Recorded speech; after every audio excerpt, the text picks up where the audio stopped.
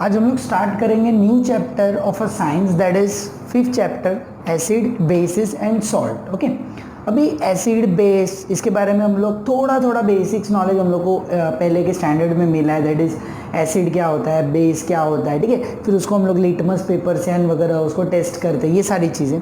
And salts के बारे में हम लोग अभी पूरा न्यू कंसेप्ट देखने वाले हैं। जैसे कि अभी कुछ फूड स्टफ्स की बात करो, कुछ खाने के कुछ चीज़ें की अगर हम लोग बात करें तो कुछ होती है सार होती है, मतलब खट्टी होती है, फिर कुछ कड़वी होती है, बीटर होती है, फिर कुछ सोपी, कुछ टच करोगे तो एकदम स्लीपी लगता है, एकदम स्मूथ लगता है। ऐसा अलग अलग स्ट्रक्चर है, अलग अलग टेस्ट, अलग अलग फूड स्टफ्स का होता है, ठीक है।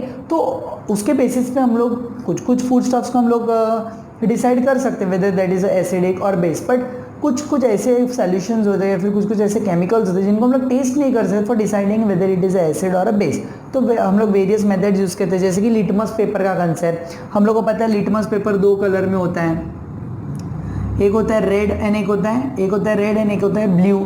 अगर रेड कलर आता है लिटमस पेपर को अगर मैं डिप करता हूँ, रेड कलर हो जाता है, रेड का भी रेड हो जाएगा या फिर ब्लू का रेड हो जाएगा, मतलब वो चीज़ एसिड होती है। अगर ब्लू कलर के लिटमस को मैं डिप करता हूँ और वो ब्लू ही रह जाए तो वो बेस होता है, अगर वो रेड हो जाए तो वो क्या रहता है, एसिड होता है। तो इस तरीके से मैं लिटमस पेपर की मदद से भी डिसाइड करता हूँ whether the substance is acid और बेस। नेक्स्ट अगर बात करें अगर रेडिकल्स की, तो कोई भी चीज़ एसिड है या फिर कोई भी चीज़ बेस है, ये कैसे डिसाइड करते हैं। तो प्रीवियस चैप्टर में हम लोगों ने वैलेंसी का कंसेप्ट पढ़ा था, राइट है। तो वो वैलेंसी के कंसेप्ट में हम लोग ने एसिडिक रेडिकल्स एंड बोलते ना अनायन रेडिकल्स एंड कटायन रेडिकल्स के बारे में भी देखा था, जो देते जो लेते, ठीक है।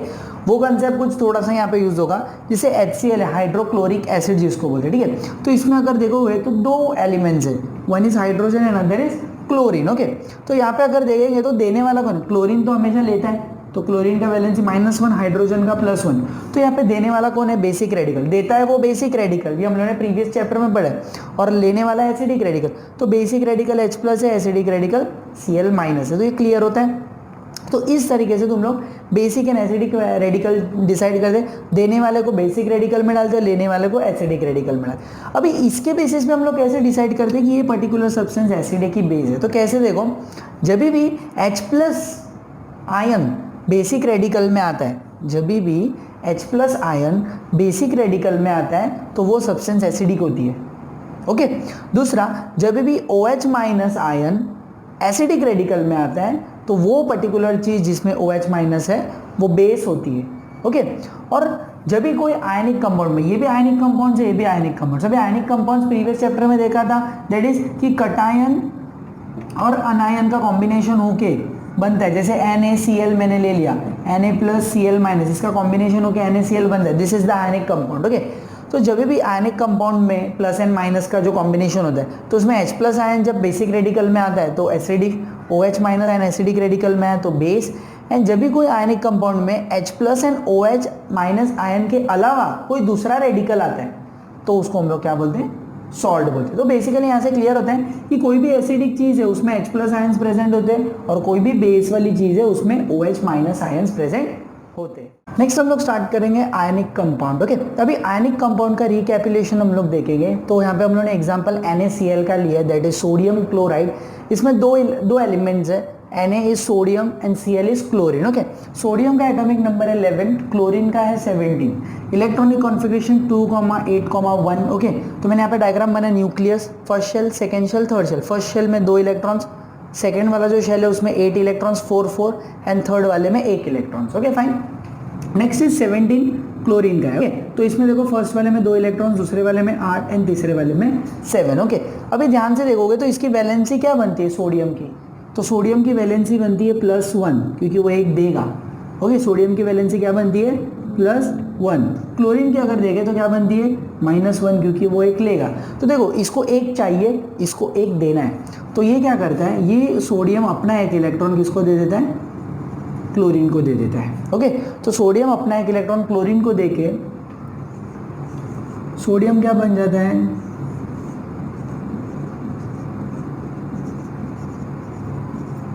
ओके, तो ये सोडियम हो गया 2 शेल, क्योंकि उसका थर्ड शेल ही निकल जाएगा, क्योंकि लास्ट इसमें 1 ही इलेक्ट्रॉन था तो निकल गया, तो सिर्फ उसमें 2 ही शेल्स बचे। And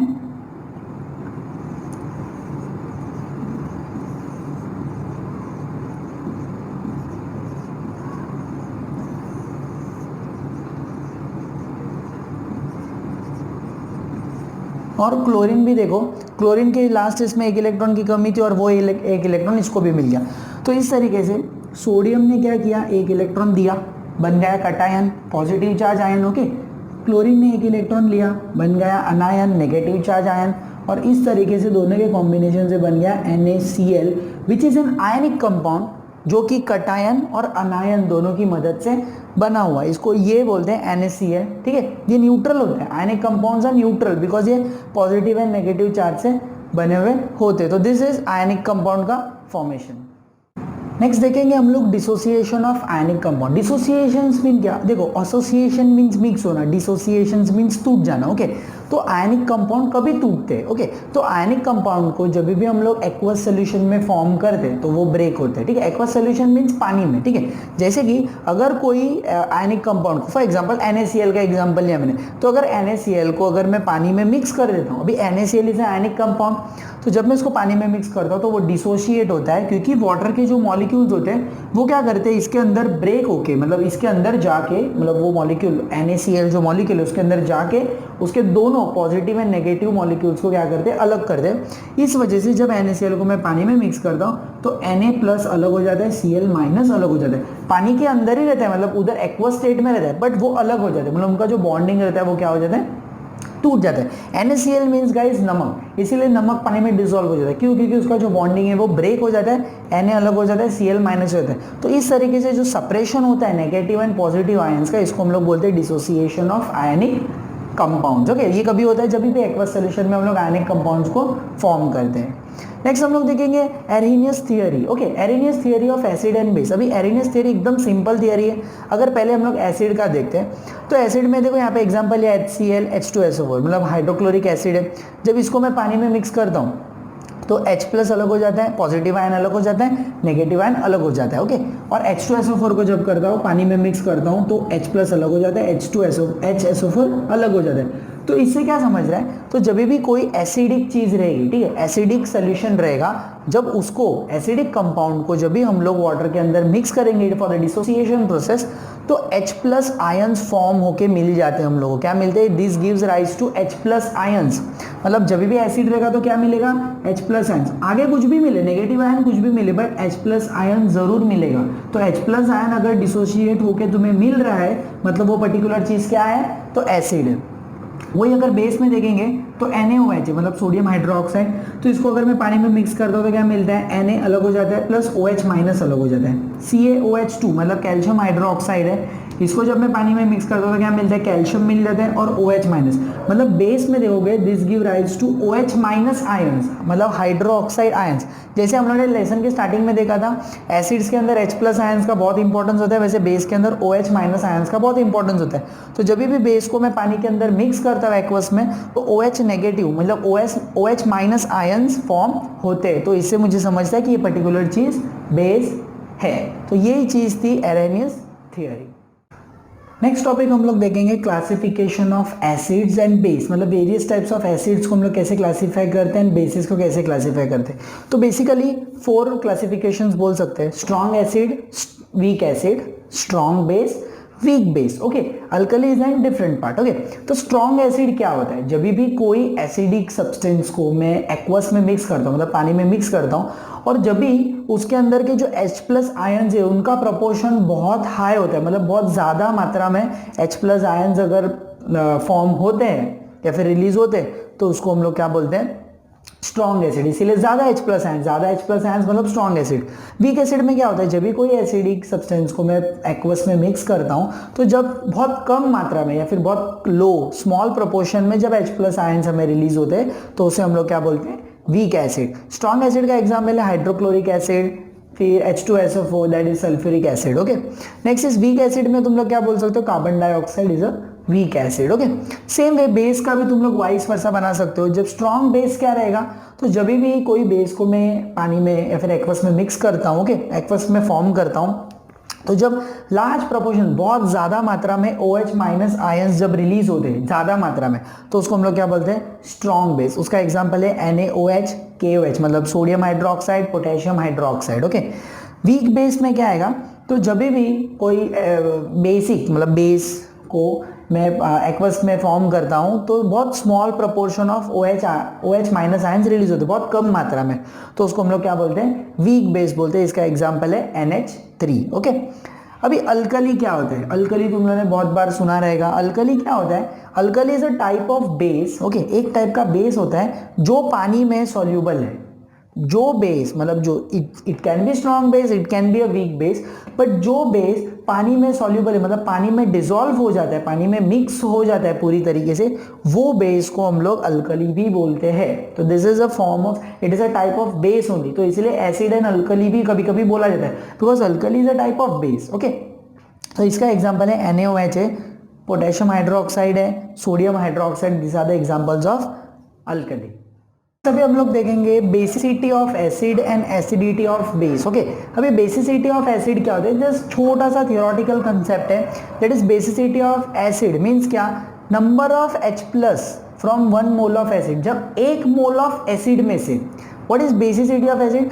1 mole, 1 molecule of acid. Okay, 1 molecule of acid में से कितने H प्लस आयंस रिलीज हुए, इस पे ये डिसाइड होता है बेसिसिटी ऑफ एसिड से। Okay, what is acidity of base? देखो वाइस वर्सा है, basicity of acid and acidity of base. तो एसिडिटी ऑफ बेस क्या रहेगा कि 1 मॉलिक्यूल ऑफ बेस में से कितने OH माइनस आयंस रिलीज होते। तो ये एक छोटा सा थियोरेटिकल कंसेप्ट था। नेक्स्ट हम लोग देखेंगे कि सॉल्यूट, सॉल्वेंट, ये सब चीज़ का क्या फंडा है। ओके, तो पहली बात तो सॉल्यूट क्या होता है, सॉल्वेंट क्या होता है। तो यहाँ पे अगर हम लोग एक एक्सपेरिमेंट यहाँ पे देख के जो अपने टेक्स्ट बुक में दिया है, तो एक्सपेरिमेंट ही इन्होंने 2 ग्लासेस लेने बोला है। ठीक है, 2 ग्लास हम लोगों ने लिया। ठीक है, एक लेमन लिया हम लोग ने, नींबू यानी, ठीक है, जिसको हम लोगों ने 2 इक्वल पार्ट्स में कट किया। ओके, तो 2 इक्वल पार्ट्स में कट करने के बाद दोनों साइड में इक्वल पार्ट आ गया। ये वाले जो ग्लास है, A वाला ग्लास एंड B वाला। ओके, A वाले में मैंने इतना पानी भरा है और B वाले में मैंने इतना पानी भरा है। ओके, और ये हाफ पार्ट है, मैंने इसमें स्क्वीज किया। ओके, स्क्वीज कर दिया पूरा, और ये वाले हाफ पार्ट को मैंने इसमें स्क्वीज किया। ओके, फिर मैंने थोड़ा सा उसको डाइल्यूट करने का मतलब मिक्स करने के बाद मैंने उसको टेस्ट किया, ये वाले को टेस्ट किया एंड ये वाले को टेस्ट किया। तो सबसे खट्टा कौन सा रहेगा, A या B? यस, राइट है, तो B सबसे खट्टा रहेगा। रीजन इज क्या? अभी देखो, लेमन जो खट्टा कौन बना रहा है, इसको सोल्यूशन को खट्टा कौन बना रहा है, तो लेमन बना रहे हैं। तो दोनों में तो लेमन तो मैंने सेम ही डाला, बट जो पानी की मात्रा है इसमें ज़्यादा है, इसमें कम है। इसके वजह से जो लेमन का जो पावर है यहाँ पे ज़्यादा वर्क कर रहा है, यहाँ पे कम वर्क कर रहा है, तो इसीलिए ये ज़्यादा पावरफुल होता है। ठीक है, तो यही चीज़ को भी हम लोग देखेंगे। तो यहाँ पे अगर तुम लोग देखो तो जो लेमन है, ठीक है, तो लेमन क्या है, बन जाता है सॉल्यूट बनता है। क्या बनता है? सॉल्यूट। ओके, एंड वाटर क्या बन जाता है? सॉल्वेंट। मतलब जिसको मिक्स कर रहा हूँ वो होता है सॉल्यूट, और जिसमें मिक्स कर रहा हूँ वो होता है सॉल्वेंट। इस तरीके से 2 कंसेप्ट है। सॉल्यूट मीन जिसको मिक्स कर रहा हूँ, जैसे अभी शक्कर को अगर मैं पानी में मिक्स कर रहा हूँ तो शक्कर मतलब जो sugar becomes a solute, and जो वाटर जिसके अंदर मिक्स कर रहा हूँ this becomes a solvent. Okay, तो सॉल्यूट एंड सॉल्वेंट का कंसेप्ट यहाँ पे बताया मैंने। तो याद रखो, सॉल्यूट प्लस सॉल्वेंट, ये हम लोगों ने एक पे पढ़ा था, is equal to solution. Okay, तो जब मैं सॉल्यूट और सॉल्वेंट को मिक्स कर देता हूँ तो वो चीज़ क्या बन जाती है? सोल्यूशन बन जाता है। ठीक है, तो अभी पर्टिकुलरली वो सोल्यूशन कॉन्सेंट्रेटेड है या डाइल्यूट है, मतलब स्ट्रॉन्ग है या डाइल्यूट है। मतलब कॉन्सेंट्रेटेड मीन्स एकदम स्ट्रॉन्ग एंड डाइल्यूट मीन्स थोड़ा सा पावर कम वाला। तो कॉन्सेंट्रेटेड है, डाइल्यूट है, ये कैसे डिसाइड होता है? तो जब भी कोई सोल्यूशन के अंदर सॉल्यूट की मात्रा बहुत ज़्यादा होती, अभी जैसे इसमें देखोगे तो दोनों में सेम था सॉल्यूट का कंडीशन, बट इसमें वाटर के कारण सॉल्यूट का पावर ज़्यादा काम कर रहा है। तो सॉल्यूट का मात्रा मतलब सॉल्यूट का प्रपोर्शन जब भी ज़्यादा होता है तो वो सोल्यूशन कॉन्सेंट्रेटेड होता है, और जब सॉल्यूट का प्रोपोर्शन लो होता है तो वो सोल्यूशन डाइल्यूट सोल्यूशन कहलाता है। इस तरीके से इसीलिए हम लोग बोलते हैं concentrated solution and dilute solution. तो ये इस तरीके का 2 डिफरेंस इसका है। ठीक है, तो ये जो सोल्यूशन मिल रहा है, सॉल्यूट एंड सॉल्वेंट को मिक्स करने के बाद जो सोल्यूशन मिल रहा है उसको हम लोग मेजर कैसे करते हैं? तो वो सोल्यूशन को कैसे मेजर करते हैं? तो ग्राम्स पर लीटर में मेजर करते हैं। ओके, ग्राम्स पर लीटर। दूसरा मोलैरिटी, दूसरा किसमें मेजर करते हैं? मोलैरिटी। तो ये दोनों उसके यूनिट से ग्राम पर लीटर भी है एंड मोलैरिटी भी है। अभी what do you mean by molarity? Molarity का मतलब क्या होता है? मोल्स ऑफ सॉल्यूट, मतलब कितने मोल्स सॉल्यूट के कितने मोल्स 1 लीटर सोल्यूशन में मिक्स हो गए, कितने सॉल्यूट के कितने मोल्स 1 लीटर सोल्यूशन में मिक्स हो गए, इससे डिसाइड होती है वो पर्टिकुलर सोल्यूशन की मोलैरिटी। नेक्स्ट हम लोग देखेंगे pH of solution. Okay, what is pH? First of all the pH क्या होता है? द पावर ऑफ हाइड्रोजन, कि वो पर्टिकुलर सोल्यूशन में कितना हाइड्रोजन का पावर है, इससे डिसाइड होता है उसका पीएच क्या है। ठीक है, अभी पीएच को मेजर करने के लिए पीएच स्केल, एक पीएच एक इंडिकेशंस होते हैं। ओके, पीएच इंडिकेशन होता है, ठीक है, जिस पर से हम लोग को एक नंबर पर से डिसाइड होता है। जैसे कि अभी पीएच स्केल के बारे में बात करूँ तो पीएच स्केल स्टार्ट होती है 0 से, एंड होती है 14 पे। ओके, तो 0 से लेके 7 तक के बीच में अगर तुम्हारा रीडिंग आता है कोई भी सोल्यूशन का पीएच, सपोज 1 आता है, 2, 3, 4, 5, 6 आता है, तो वो एसिडिक होता है। ओके, अगर कोई सब्सटेंस का रीडिंग 7 से लेके 14 के बीच में आता है, 8 आता है, 9 आता है, 10, 11, 12, 13 तक आता है, 14 आता है, तो वो पर्टिकुलर चीज़ क्या हो जाती है? बेस हो जाती है। ओके, और अगर 7 आता है तो वो क्या हो जाती है? न्यूट्रल, ना एसिड ना बेस। ओके, और सपोज अगर कोई पर्टिकुलर सोल्यूशन का पीएच वैल्यू 0 आता है, मतलब वो स्ट्रॉन्ग एसिड हो जाता है, एकदम स्ट्रॉन्ग, इस तरफ जितना है उतना स्ट्रॉन्ग एसिड बनते जाता है। और अगर कोई सोल्यूशन का पीएच अगर 14 आता है तो वो बन जाता है स्ट्रॉन्ग बेस। तो ये होता है पीएच स्केल का रीडिंग्स। ओके, तो इसके बेसिस पे हम लोग डिसाइड करते हैं पर्टिकुलर सब्सटेंस जो है वो एसिडिक है या बेसिक है। अभी जैसे पानी, वाटर दिया, वाटर न्यूट्रल होता है, ना एसिड होता है ना बेस होता है। ओके, क्यों?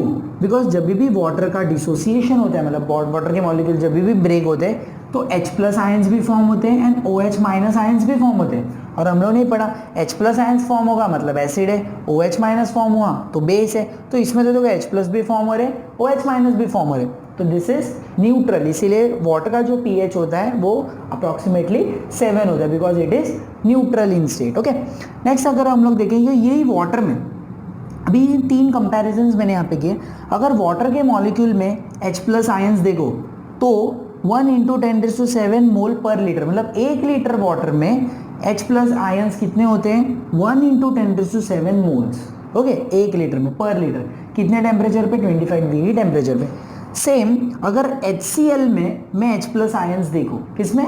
HCl में, तो 1 लीटर HCl में कितने H+ आयंस होते हैं? तो 1 × 10⁻⁴ मोल्स। इतने मोल्स मतलब इतने मॉलिक्यूल्स, इतने मोल्स 1 लीटर में प्रेजेंट होते HCl में, H+। ओके, NaOH में देखो, this is the base, this is the acid, ठीक है, और this is the neutral substance. मतलब तीनों सब्सटेंस का हम लोगों ने कंपैरिजन किया। एसिड में देखा तो इतना आ रहा है, फिर बेस में देखो तो 1 × 10⁻⁴ मोल्स पर लीटर, मतलब 1 लीटर NaOH में इतने मोल्स ऑफ H+ प्रेजेंट होते। और पानी मतलब न्यूट्रल है, H2O में देखा तो हम लोग को ये वैल्यू मिला। तो इससे हम लोग क्या समझ रहे हैं कि जो H+ आयंस का मतलब H+ आयंस का जो पावर है वो 10⁻�0 से स्टार्ट होता है, ठीक है, एंड 10⁻⁴ तक डिफर करता है। 10⁻�0 से लेके 10⁻⁴ के रेंज में, इतनी बड़ी वाइड रेंज में वो वैल्यूज पॉसिबल, मिलना पॉसिबल है। तो ये चीजें हम लोग को यहाँ से समझिए। तो this is the pH of solution. मतलब कोई भी सब्सटेंस का अगर तुम लोग को पीएच पता है तो तुम लोग डिसाइड कर सकते हो वेदर इट इज एसिड और अ बेस। अगर कोई सब्सटेंस का पीएच तुम लोग को बोला 13 है तो दिस इज द बेस। अगर किसी ने बोला 6 है तो एसिड है, 4 है एसिड है, 13 9 है एसिड है, समझ रहे? तो ये पीएच स्केल के बेसिस पे हम लोग डिसाइड करते हैं। नेक्स्ट हम लोग देखेंगे यूनिवर्सल इंडिकेटर्स। ओके, अभी what do you mean by indicators? Indicators means which indicates, जो इंडिकेट कर रहा है whether the substance is acidic और बेसिक। तो जो सब्सटेंस इंडिकेट करता है, मतलब जो पर्टिकुलर थिंग जो इंडिकेट करती है उसको हम लोग क्या बोलते हैं? इंडिकेटर। तो यूनिवर्सल इंडिकेटर मींस क्या? जो सारे जगह पर यूज हो रहे हैं। यूनिवर्सली इंडिकेटर्स में बहुत सारी चीजें आती है, ठीक है, जिसका हम लोग इस्तेमाल करते हैं सब्सटेंस को पहचानने में वेदर इट इज एसिडिक और बेसिक। ओके, तो अलग अलग टाइप के नेचुरल इंडिकेटर है, सिंथेटिक इंडिकेटर है, लिटमस पेपर है, पीएच पेपर है, पीएच मीटर है। ओके, तो नेचुरल इंडिकेटर्स क्या होता है? इसमें कुछ नेचुरल चीज़ों का हम लोग यूज़ करते हैं, जैसे कि रोज पेटल्स है। ओके, रोज पेटल मतलब जो गुलाब के फूल के ऊपर के जो रेड रेड कलर के जो पेटल्स होते हैं वो है, ठीक है, फिर टर्मरिक है, बीटरूट है, ठीक है, ऐसी सब चीज़ों का हम लोग इस्तेमाल करके कोई पर्टिकुलर सब्सटेंस को पहचानने की कोशिश करते हैं कि वेदर इट इज एसिडिक और बेसिक। ये थोड़ा प्रीवियस एंड ओल्ड मेथड है। ओके, नेक्स्ट है सिंथेटिक इंडिकेटर। सिंथेटिक इंडिकेटर में हम लोग केमिकल, सिंथेटिक मीन्स केमिकल, ये नेचुरल है, ये केमिकल है। तो इसमें हम लोग जैसे मिथाइल ऑरेंज है, ओके, फिर फिनॉल्फिथेलियन है, ठीक है, फिर फिनॉल्फिथेलियन का एक बॉटल होता है, ठीक है, ऐसे एक लिक्विड आता है फिनोल्फिथेलिन। ओके, तो इसको हम लोग क्या करते हैं पर्टिकुलरली, अगर समझो ये टेस्ट ट्यूब है, ये टेस्ट ट्यूब में एक सोल्यूशन तुम लोग ने रखा है और ये सोल्यूशन को तुम लोग को टेस्ट करना है वेदर इट इज एसिडिक और अ बेसिक। तो हम लोग क्या करते हैं फिनोल्फिथेलिन के 2 ड्रॉप्स इसमें मिक्स करते हैं और 2 ड्रॉप्स मिक्स करके उसको थोड़ा सा शेक करने के बाद इसमें जो कलर आ रहा है, इसमें जो लिक्विड है उसका क्या कलर बनता है, तो फिनोल्फिथेलिन की बॉटल के ऊपर एक कलर शेड लगा हुआ रहता है, तो उसके साथ हम लोग उसको मैच करते हैं और हर कलर शेड के आगे उसका एक पीएच वैल्यू लिखा रहता है। जैसे कि पर्टिकुलरली ये कलर के आगे लिखा है 6, ये कलर के आगे लिखा है 12, तो इसको सिर्फ मैच करने का कि अगर सपोज ये कलर है तो ये 12 के साथ मैच हो रहा है, तो पीएच 12 है, मतलब क्या है वो बेस है। तो इस तरीके से सिंथेटिक इंडिकेटर की मदद से करते हैं। लिटमस पेपर वाला कंसेप्ट तो काफ़ी ईजी है, तुम लोग को पता है, तो भी मैं वापस एक बार बताता हूँ। देखो 2 कलर्स के लिटमस पेपर होते हैं, एक होता है रेड और एक होता है ब्लू। ओके, तो जब रेड बिकम्स रेड और ब्लू बिकम्स रेड, जब भी रेड लिटमस को डालता है वो सपोज रेड हो जाता है, या फिर ब्लू लिटमस को डालता है वो रेड हो जाता है, तो ये पर्टिकुलर सब्सटेंस क्या है, एसिड है। ओके, और जब भी blue becomes blue and red becomes blue, जब भी फाइनल इंडिकेशन ब्लू का आता है तो वो पर्टिकुलर चीज़ क्या है, बेस है। तो इस तरीके से लिटमस पेपर से हम लोग भी करते हैं। Next is pH paper. PH paper एक सिंपल पेपर होता है, ठीक है, वाइटिश कलर का थोड़ा सा रहता है, ठीक है, नॉर्मल। तो इसको भी हम लोग जब कोई सोल्यूशन में डीप करते हैं तो ये जैसा कलर चार्ट है, तो वो हम लोग उसको डीप करने के बाद इसमें कोई भी कलर आ सकता है। ये यहाँ पे जो चार्ट है ना उसमें से कोई भी कलर वो ले लेता है, तो वो सिर्फ लिटमस पेपर को हम लोग ये चार्ट के साथ मैच करते हैं उसके पीएच चार्ट के साथ, और वो चार्ट में हम लोग देखते हैं कि वो हर कलर के आगे एक नंबर लिखा होता है, पीएच नंबर, तो उस पर से हम लोग को समझ में आता है। फॉर एग्जांपल अगर यहाँ पे लिखा है 4 और ये मेरा जो सोल्यूशन है उसका कलर अगर मैच कर गया तो 4 that is the substance is acidic. तो इस तरीके से पीएच पेपर की मदद से करते हैं। एंड सबसे मॉडर्न टेक्निक जो है pH meter. Okay, pH meter क्या है, एक इंस्ट्रूमेंट है, ठीक है, ऐसे एक इंस्ट्रूमेंट होता है जिसमें कैसे वायर जैसे जाके एक ऐसे इलेक्ट्रोड्स होते हैं, ठीक है, ये ऐसे इलेक्ट्रोड होते हैं, तो जो भी, और इधर एक स्क्रीन होती है, ठीक है।